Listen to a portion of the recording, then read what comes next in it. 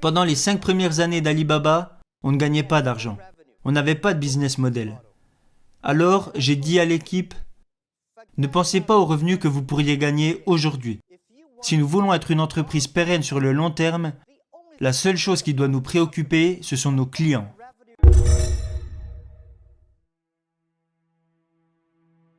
Quand j'ai lancé mon entreprise en 1995, c'était très dur. J'avais une idée.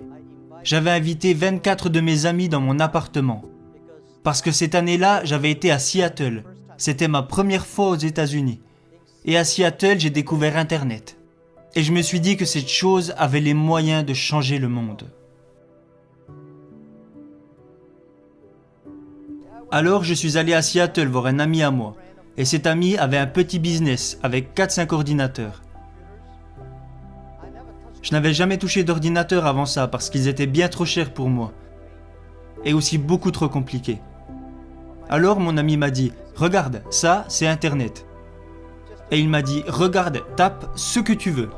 Je lui ai répondu, non merci, il est bien trop cher pour moi, j'ai peur de le casser, je ne sais même pas comment l'utiliser. Il m'a dit, tu sais Jack, ce n'est pas une bombe, tape juste ce qui te passe par la tête. Alors le premier mot que j'ai tapé, c'est le mot bière.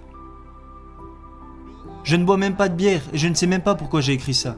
Je suis tombé sur des bières américaines, des bières allemandes, japonaises, mais il n'y avait rien sur les bières chinoises. Alors j'ai tapé le mot Chine. Il n'y avait aucune information sur la Chine. Et là je me suis dit, pourquoi ne pas mettre sur internet des informations sur la Chine? Ça c'était l'idée de départ. Alors je suis retourné en Chine et j'ai démissionné de mon travail. J'étais professeur. Cela faisait 6 ans que je donnais des cours à l'université. Alors j'ai invité 24 de mes amis dans mon appartement. Après 2 heures à leur expliquer ce que je voulais faire avec Internet, 23 de mes amis m'ont dit de laisser tomber. Ils m'ont dit, ça ne marchera jamais parce qu'il n'y a pas d'Internet ici et parce que tu ne connais rien sur les ordinateurs. Alors pourquoi veux-tu te lancer là-dedans? Et un de mes amis m'a dit, Jack, si tu veux le faire, fais-le. Et si ça ne marche pas, reviens en arrière. Et après y avoir pensé toute la nuit, je me suis dit, je vais le faire. Parce que la plupart des gens ont des idées originales le soir, mais quand ils se réveillent au petit matin, ils retournent simplement à leur travail.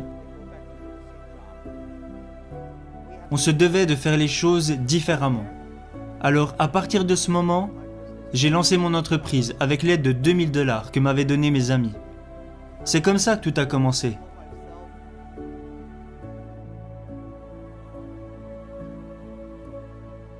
Alibaba a vu le jour en 1999. Et depuis que j'avais commencé mon aventure d'entrepreneur en 1995, j'avais échoué sur tous les projets que j'avais lancés. Alors, en 1999, j'ai eu une idée. Et je me suis dit, la Chine s'apprête à rejoindre l'économie mondiale. Et beaucoup de produits fabriqués en Chine vont se vendre en dehors de nos frontières. Alors si je pouvais créer un site qui aiderait les entreprises chinoises à vendre leurs produits à l'étranger et qui aiderait dans le même temps les petits business d'autres pays à vendre partout dans le monde, c'était ça mon concept. Alors en 1999, j'ai lancé Alibaba, dans mon petit appartement.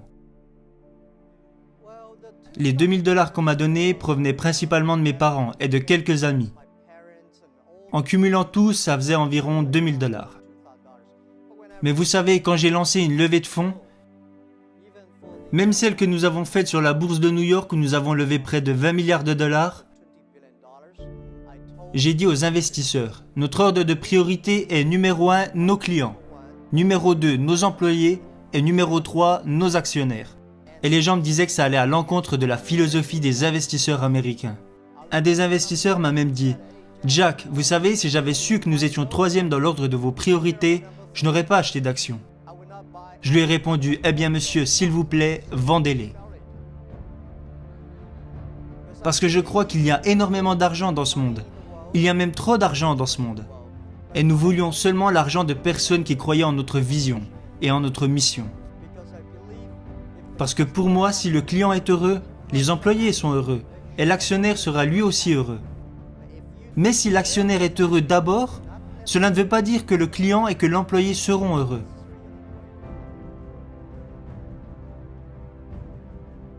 La confiance est l'une des choses les plus importantes. Quand les gens m'ont donné de l'argent, parce que je n'avais pas d'argent quand Alibaba a commencé, il y avait 18 associés dans mon appartement et j'ai dit à tout le monde: mettez toutes vos économies sur la table, gardez seulement de l'argent pour avoir 10 mois d'avance sur la nourriture et le loyer. Et n'empruntez pas d'argent à vos amis ou à votre famille, parce que je ne veux pas mettre vos parents ou vos amis à la rue à cause d'Alibaba.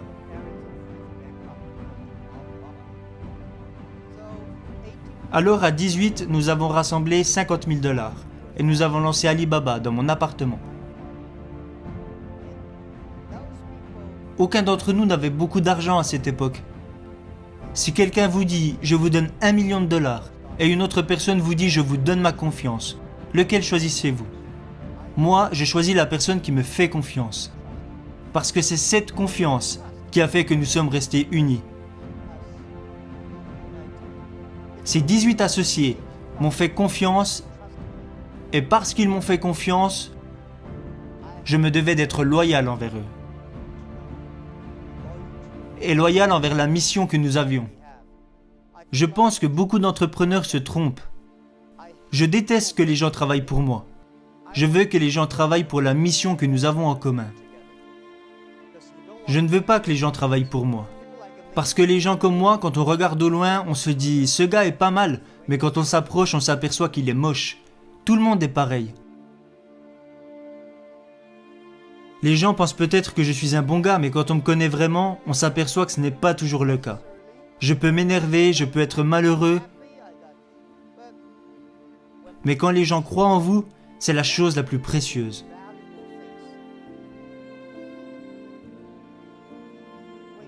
Quand vous démarrez un business, vous réalisez que la plupart des gens autour de vous s'inquiètent bien plus que vous. Quand j'ai lancé Alibaba, mes parents étaient inquiets, ma femme était inquiète, mes amis étaient inquiets. Tout le monde s'inquiétait. Et ils s'inquiétaient sur beaucoup de choses. Moi, la seule chose qui m'inquiétait, c'était de décevoir les personnes qui croyaient en moi. Quand nous avons commencé Alibaba, il y avait beaucoup de choses qui inquiétaient les gens. On me disait « vous n'avez même pas de système de paiement. Les gens ne font pas leur achat en ligne, ils achètent en face à face. Le gouvernement ne supporte pas Internet. Personne ne supporte le e-commerce. Comment tu comptes t'y prendre ?» Alors je pense que si vous êtes entrepreneur et que tout existe déjà, c'est qu'on n'a pas besoin de vous. C'est quand les choses n'existent pas qu'il y a un besoin d'entrepreneur. Bien sûr qu'il y a beaucoup de problèmes au début, mais votre but est de les résoudre. Alors nous avons consacré les 15 dernières années à gagner la confiance de nos clients, pour qu'ils se sentent en sécurité, qu'ils soient heureux et que les petites entreprises soient heureuses.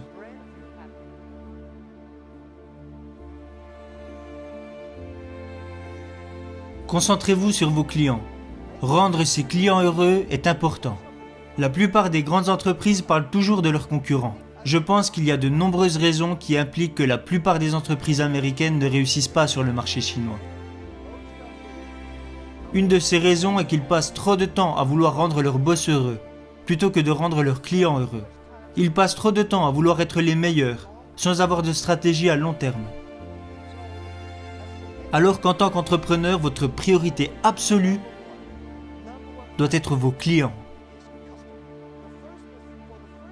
Pendant les 5 premières années d'Alibaba, on ne gagnait pas d'argent. On n'avait pas de business model.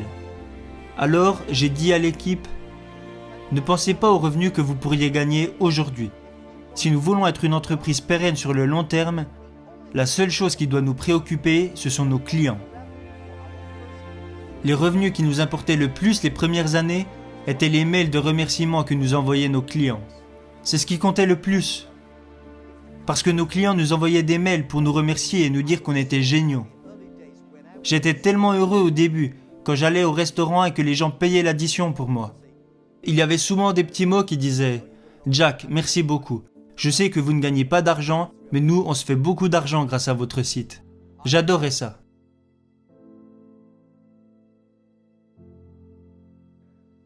Quand nous étions jeunes, personne ne nous a donné notre chance. Maintenant, nous sommes énormes. Notre devoir est de donner la chance aux jeunes. Les jeunes peuvent faire un bien meilleur travail que nous le faisons.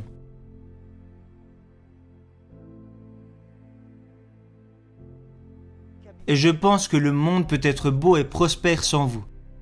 Quand vous mourrez, les gens vous pleurent pendant 3 jours. Puis après ces 3 jours, ils vous oublient. J'ai été professeur pendant quelques années. Et ça a été une chance pour moi. Parce que je n'avais aucune connaissance sur la technologie. Je n'avais aucune connaissance sur les logiciels. À vrai dire, je ne sais même pas comment fonctionnent ces trucs. Je ne connaissais rien à la comptabilité, ni au marketing. J'avais très peu de connaissances au final. Mais les choses que j'ai apprises de mon métier de professeur